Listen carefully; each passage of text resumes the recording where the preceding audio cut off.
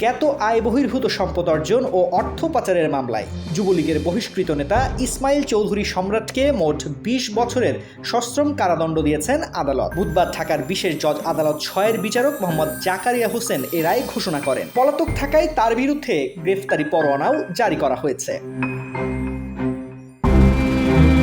রায়ে দুর্নীতি দমন কমিশন আইন ২০০৪-এর ২৭-এর ১ ধারায় ১০ বছরের সশ্রম কারাদণ্ড ও ১০ লাখ টাকা জরিমানা করা হয়। একই সঙ্গে মানি লন্ডারিং প্রতিরোধ আইন ২০১২-এর ৪-এর ২ ও ৪-এর ৩ ধারায় আরও ১০ বছরের সশ্রম কারাদণ্ড ও ১০ লাখ টাকা জরিমানা করা হয়েছে।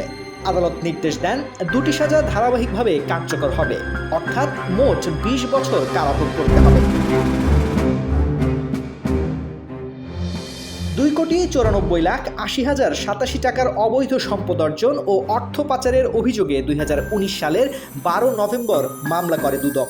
তদন্ত শেষে ২০২০ সালের ২৬ নভেম্বর অভিযোগপত্র দাখিল করা হয়।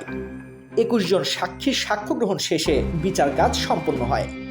আত্মসমর্পণ বা গ্রেফতারের পর থেকেই তার সাজা কার্যকর হবে বলে আদালত জানিয়েছে।